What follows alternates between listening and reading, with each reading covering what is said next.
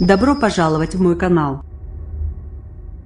Ça ne s'invente pas. Les Chinois, qui ont l'habitude de transcrire dans leur langue le nom des étrangers, ont baptisé Emmanuel Macron Maquelon, le cheval qui terrasse le dragon.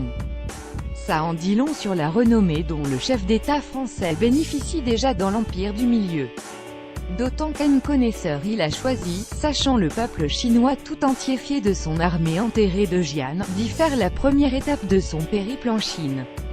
Il a regardé, avec sa femme, au milieu des touristes chinois, le magnifique spectacle de ces soldats de terre cuite, datant de 3 siècles avant l'ère chrétienne, dégagés avec des soins infinis, les uns après les autres, de la terre qui, au fil des ans, les avait recouverts. Ce premier arrêt à Jian n'est évidemment pas dû au hasard. Il sait, et a voulu le montrer, la place que la culture chinoise a dans l'esprit et le cœur des dirigeants chinois et de la population tout entière. Jacques Chirac est resté parmi les hommes d'État étrangers les plus célèbres et le plus aimés en Chine parce qu'il connaissait, aussi bien que les plus grands experts, la poésie et l'art chinois. C'est ce respect à l'égard des civilisations chinoises qui datent de 3500 ans, donc beaucoup plus anciennes que les nôtres, qu'Emmanuel Macron a voulu d'abord manifester.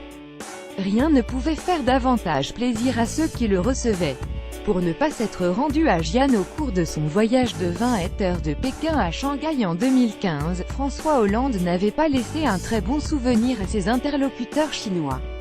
Macron fait de la realpolitik, et il ne s'en cache pas en attendant. Voici terminé, en terre chinoise, les débats ouverts en France sur le fait de savoir si, oui ou non, la politique et la morale font bon ménage, si, oui ou non, un dirigeant démocrate peut adresser la parole à un autocrate étranger.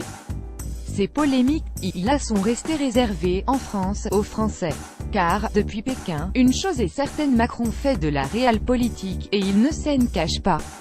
Mais de la realpolitik à sa manière, sans salamalek ni communiqués alambiqués. Xi Jinping a sûrement en mémoire la première conférence de presse commune entre Vladimir Poutine et le président français, où les propos d'Emmanuel Macron n'ont tranché avec le vocabulaire diplomatique. Plus récemment, il a dû, comme les dirigeants du monde entier, entendre Emmanuel Macron profiter d'une même conférence de presse finale pour signifier à Erdogan que le moment n'était pas venu, pour la Turquie, d'entrer dans l'Union européenne. Alors qu'il est au commencement de la visite du président français, il est encore trop tôt pour savoir en quels termes exacts les deux présidents se quitteront. Mais, dès aujourd'hui, Emmanuel Macron a sûrement 2 idées, au moins, en tête. La première est de plaider, comme il l'a fait dès son arrivée, pour une alliance, à ses yeux nécessaire, entre la Chine et la France. En matière d'environnement, cela va de soi, Xi Jinping étant resté signataire de l'accord de Paris au moment où Donald Trump le dénonçait. En matière d'accords commerciaux et financiers de toute nature aussi, la présence de tant d'industriels français aux côtés d'Emmanuel Macron le dit assez, mais surtout en se déclarant favorable à la participation de la France au chantier cher au président chinois de réouverture d'une route de la soie du XXIe siècle, c'est Stafford d'un axe commercial puissant entre l'Europe et l'Asie. La seconde est de s'engouffrer dans le vide laissé par le flottement du président américain sur sa politique asiatique.